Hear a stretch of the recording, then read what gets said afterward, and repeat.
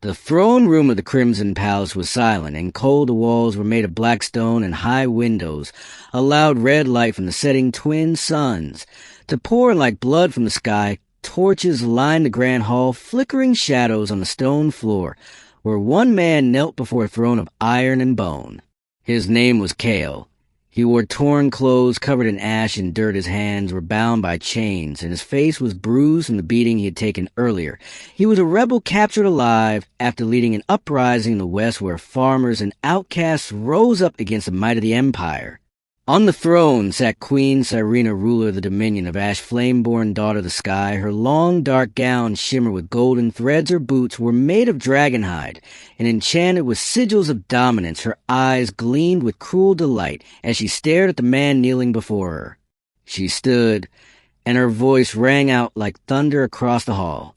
"Come, slave, and kiss my boot." There was a murmur from the watching nobles. Their silken robes whispered with every shift of their bodies. They were eager for the show. They had come to see the rebel broken not with blades, but with humiliation.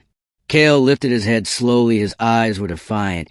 Even in pain his lips cracked, and dry did not tremble. His chains rattled as he moved forward, each step echoing through the throne room. The queen smiled, waiting for him to kneel at her feet. He stood before her. He looked down at her shining black boot, then slowly lifted his filthy hands and wiped them across the leather. The smear of blood ash and sweat spread across the gleaming surface like a scar. Gasps filled the hall. A noble dropped his goblet.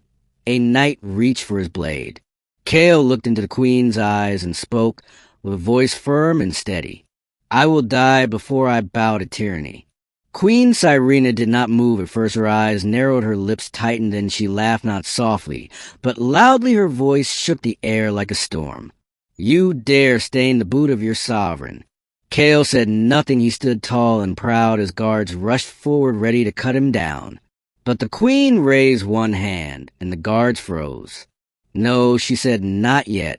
She stepped down from her throne, her boots clicking against the stone floor. As she walked around him, she studied him like a hunter circles its prey. "What is your name?" "Kale." "And what was your crime?" "Rising." The queen tilted her head. "You led a revolt of beggars and farmers. You thought you could stand against my armies, against my dragons, against the oldest magic in the world." He answered, "Yes. And still you stand here unbroken." "Still I stand." She looked at the stain on her boot as if it were a challenge written in dirt. "You interest me, slave." "I am not your slave." "Then prove your worth," she said. "Prove that you are more than a broken fool." She turned to her general. "Unchain him, give him a blade." There were shouts of protest from the court, but the general obeyed. The chains fell and the sword was tossed at Kale. He caught it with tired hands, but his grip was strong. A warrior stepped forward from the line, a tall knight, clad in silver armor, bearing the crest of the Flameborn. "Defeat him," the queen said, "and I will give you your freedom." The knight raised a sword, and the duel began. Kale moved slowly. At first his muscles sore as wounds. Aching, the knight swung with fury. Each blow meant to end the fight. Swiftly Kale ducked and turned, dodged and blocked, waiting for the right moment. Then it came. A crack in the knight's stance, a moment of arrogance. Kale struck. Steel met flesh, and the knight fell.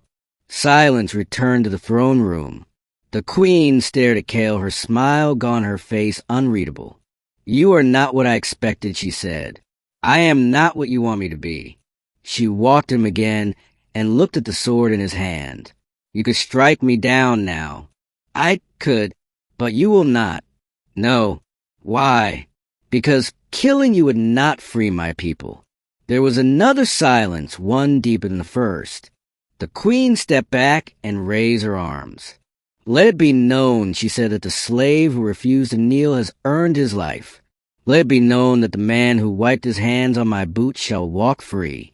There were cries of outrage, but no one moved, no one dared. Kale turned and walked out of the throne room, past the nobles, past the guards, past the doors into night air. He looked up at the stars and breathed for the first time in days. 1 year later, the rebellion had grown stronger in the shadows. Villages whispered the story of the man who would not kneel to man, who stood before the queen and left alive. Kale led them not with promises, but with actions. He built shelters, trained fighters, taught honor. He did not seek vengeance, he sought change. And the people followed.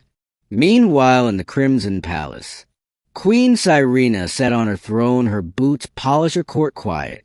But sometimes at night, she would look at the mark that never fully left her boot, and wonder why it made her feel less powerful and more human. Legacy. When songs were sung of the rebellion, they began not with battles or victories, but with one act of defiance, a slave, a queen, and a dirty hand that refused to bow.